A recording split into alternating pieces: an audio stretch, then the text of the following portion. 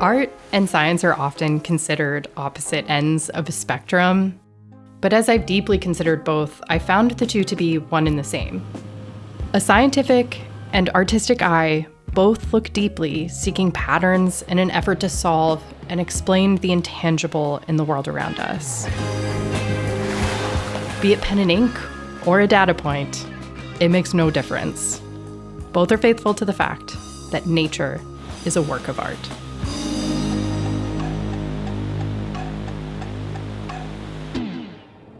The next bit of that. You're back online. You are on the fastest route. You will arrive at 10:10 a.m. Leak contained the kernel. Do we only get a certain number of helps per day? No, you're overloaded already.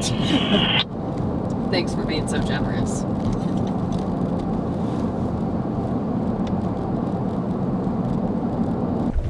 Right, I'm gonna flip around down here. Normally Owen and I kind of put our butt down on this little spit, but since we're two people, I think that we should stay by next to one of those last buildings.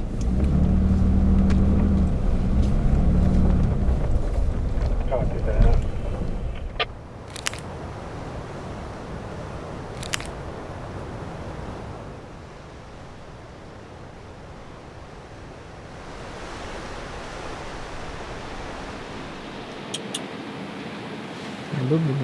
Ooh.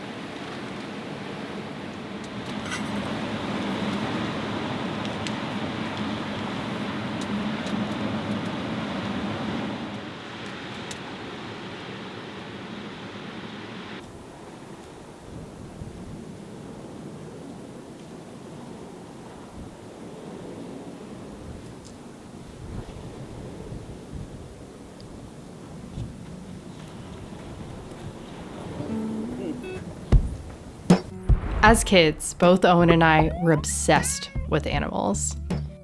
He was infatuated with dinosaurs, sharks, and reptiles. I was into birds and dolphins, and honestly, sea creatures of all kinds. And like so many girls that were brought up in the 90s, I was convinced I was going to be a dolphin trainer when I grew up. But like most people, as we got older, the world shaped us to put our efforts towards more, realistic pursuits. It wasn't that we ever fell out of love with wildlife and nature at large. I just think that we got busy focusing on building our own lives. And the natural byproduct of that was that we stopped noticing the world around us in the detail that we used to see it in. We decided to start traveling full-time so we could live closer to all the recreation that we love. This lifestyle has certainly allowed for that, but I think that we've gained so much more. For the last 9 years, we have been living in tandem with nature, and it has made us fall hopelessly back in love with the world around us.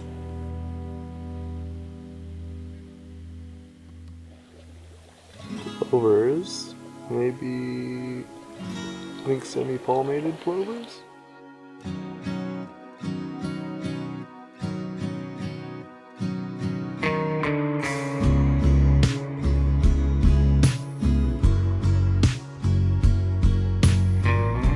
Now that our attention is recalibrated to notice the details in our surroundings, it's kind of amazing what we've started to pick up on. When you really start to pay attention to the details, it's cool how much you can learn organically from simple observation. For instance, one morning we were enjoying our coffee and we looked up to see a seagull sitting on the cardone above us. Immediately, we noticed it had a fascinating abnormality. After looking at it, we hypothesized that maybe it had a little bit of extra beak material growing. To try to check our theory, we scoured the internet for answers, and we came up empty-handed. We even posted about it on Instagram to see if anyone else could shed any light on what we were seeing, but ultimately, we heard nothing. Time passed, but the question lingered. Months later, I got a message from somebody who happened to be reading a book on gulls and somehow stumbled on the answer that we had been looking for. Turns out, what we'd seen was a rare condition where the gull is born without the bottom wall of its mouth. So you are looking at a seagull tongue right there. I'm happy to report that this condition does not affect the gull in any way. They can live out their entire life happy and none the wiser.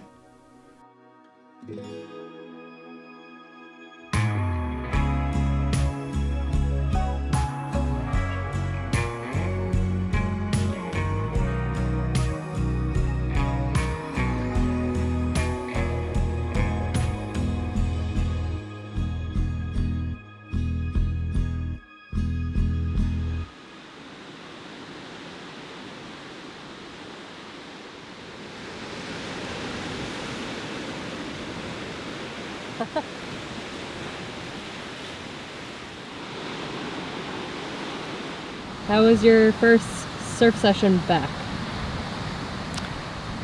It was really good. Really, really good session. It was very short-lived. We have no stamina at all. But I feel like we got some of the best waves we've had since the first time we came to Baja, which was 7-8 years ago at this rate. So I'm super stoked. Very happy to be here.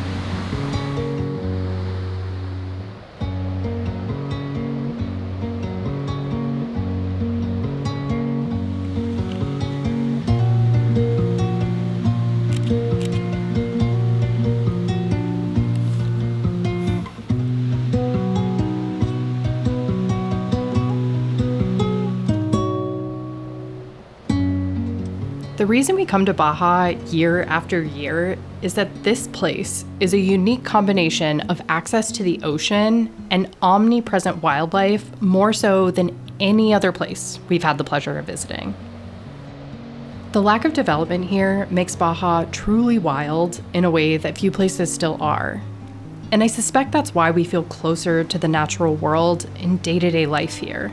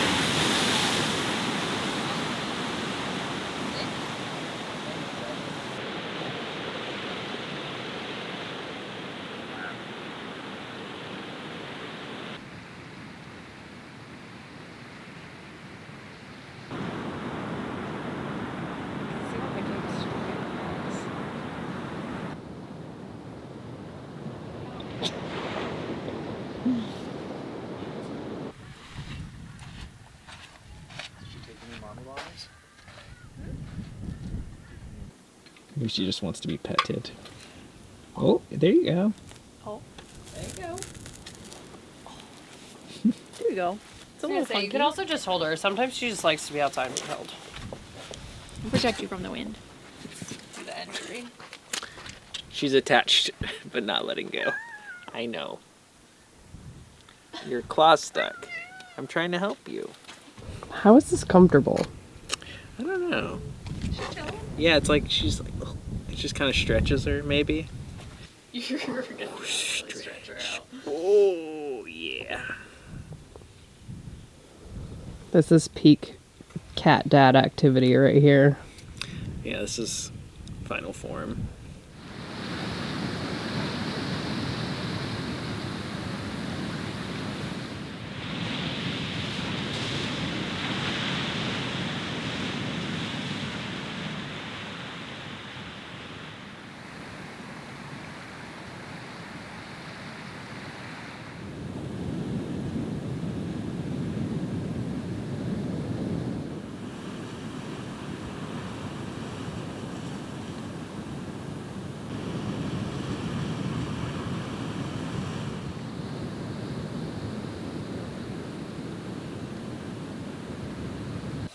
Oh god. I keep accidentally looking at the reflection on the water and it's like burning my retinas. Dying.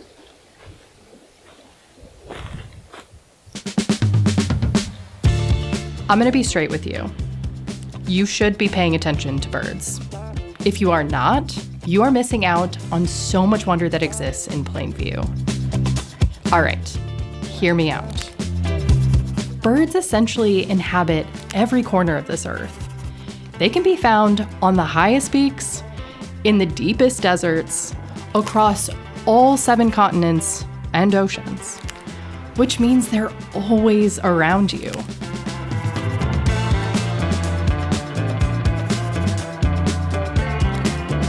They come in every shape, size, and color.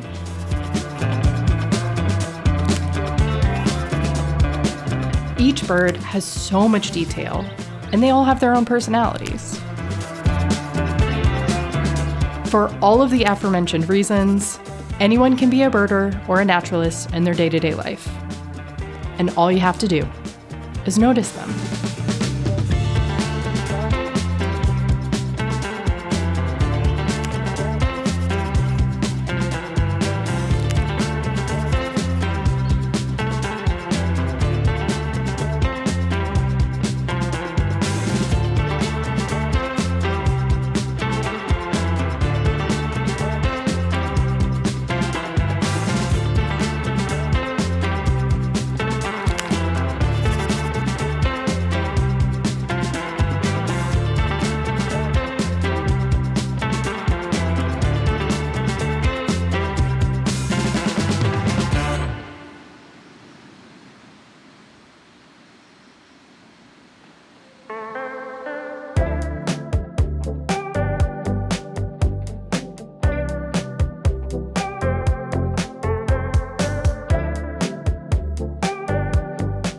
For us, there's an allure to the unknown. Out here, that sense of curiosity for what's around the corner is what keeps us going. But it does take preparation to explore into the unknown. We've been using onX Off-Road every day for years now. It's the only navigation app that we trust for our travels. Out here in Baja, service can be non-existent, which is why being able to download maps offline is essential. That way, we can navigate our way through the desert, no signal required. onX Off-Road is reliable and packed with features that helps us stay focused on what really matters, which is the adventure unfolding right in front of us.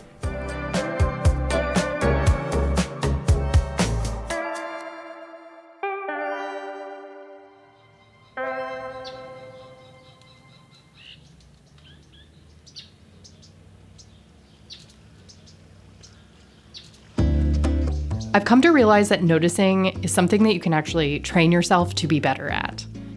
In an effort to improve my skills, I picked up a book that came very highly recommended from a friend on how to keep a nature journal.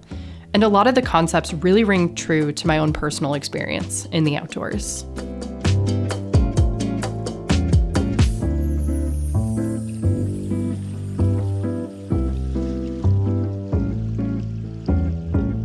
I came across one passage in particular that articulated something that I've never had language for. By the time I was done drawing a plant, I felt I had forged a relationship with it. That perfectly illustrates what it feels like to have spent time capturing wildlife on camera. It's a feeling I don't get from anything else.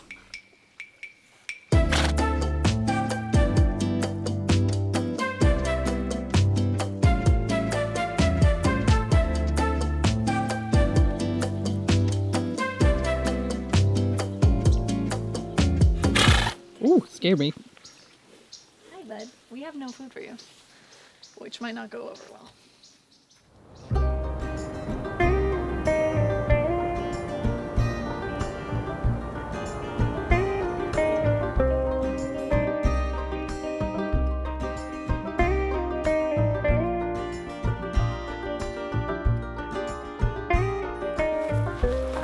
All the painting sites, like the divide interior mountains, is all like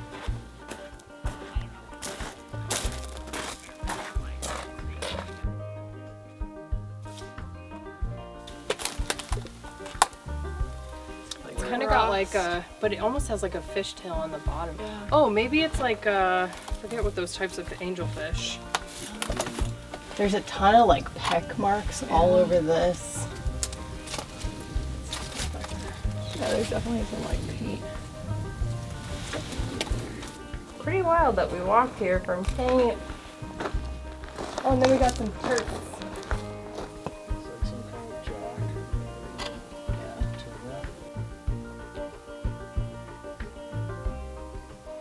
And yeah, whatever this thing is.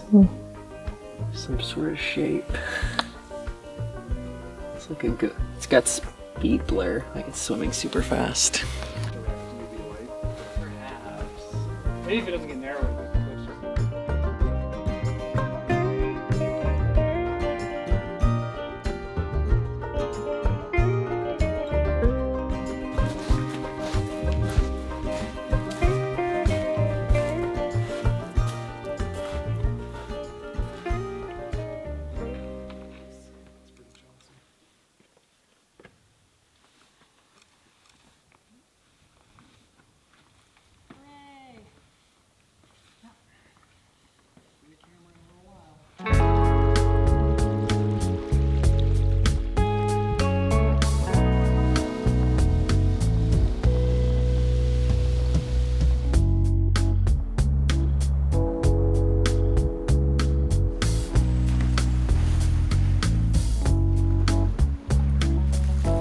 I've noticed in my adulthood, the closer I move towards the things that interested me as a kid, the happier and more myself I feel. When I was younger, I used to cut out pictures from National Geographic magazines. The images were from scientific explorations in the Gulf of California, which researchers famously called the aquarium of the world due to its staggering marine biodiversity.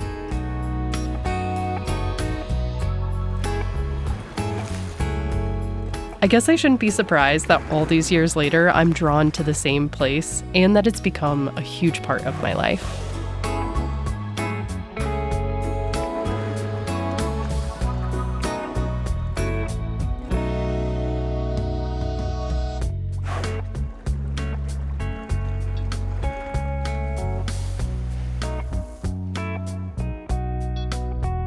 Every spring, tens of thousands of mobula rays migrate to these waters for their annual mating season and to feed on the rich source of plankton in the Gulf of California.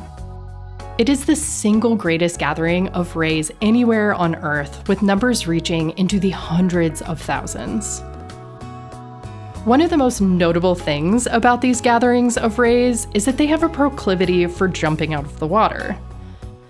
No one has ever conclusively found the reason that they jump, but some of the working theories are that they might be trying to remove parasites or that it's a part of their mating ritual. I like to think that they're jumping out of the water just because it's a good time. Gainer!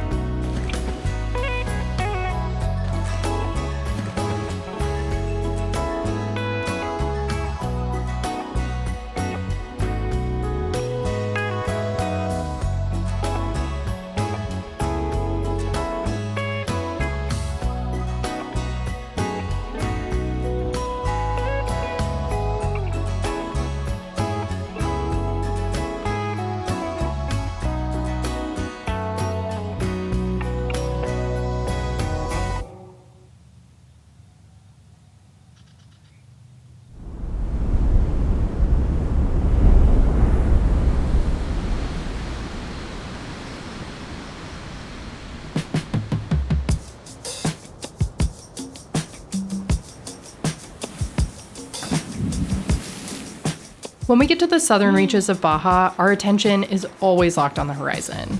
It is a nonstop parade of whales out there. Humpback whales spend their winter in the warm waters of Baja to give birth and raise their young in preparation for their first migration. Then, in the spring, the pair starts the some 5,000-mile round-trip journey north to Alaska for their summer feeding grounds. But in the winter, at the time of our visit, they seem to be really enjoying their winter vacation. Getting some premium slaps. We could hear their massive bodies splashing back into the ocean at all hours of the day and night.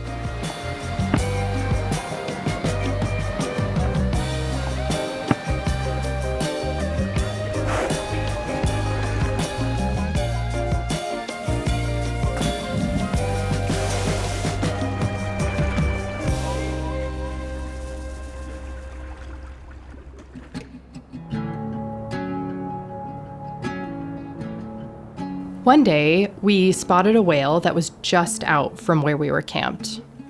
I think the reason it jumped out to us is because it was staying in place for hours, which was definitely against the norm. It was a mother with a seemingly newborn calf that appeared to be younger than any we'd ever seen.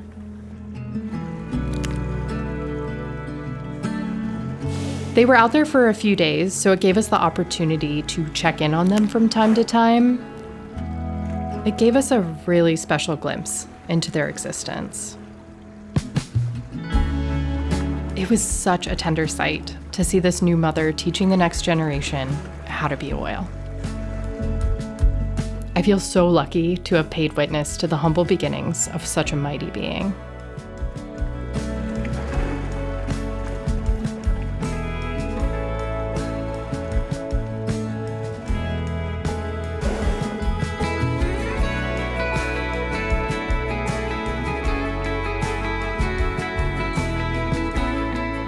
I don't think that there is a single day that goes by that I don't think about them and hope that they're happy and healthy wherever they are.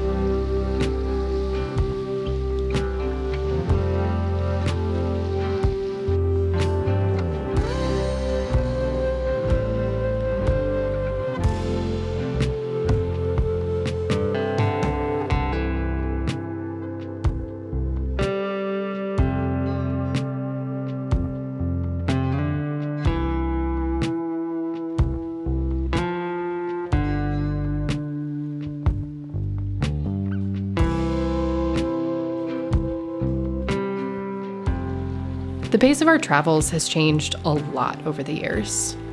We used to race around, checking things off of a list, but now we move really slow. I believe that to be a byproduct of wanting to know the places that we travel to better and to get to know all that call it home. This new pace and awareness has left us with more awe for the world. And the desire to experience more awe has become one of our biggest motivators.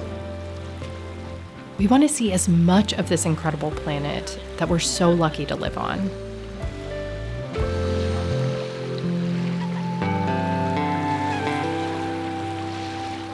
It kind of feels like our life and our interests have now come full circle.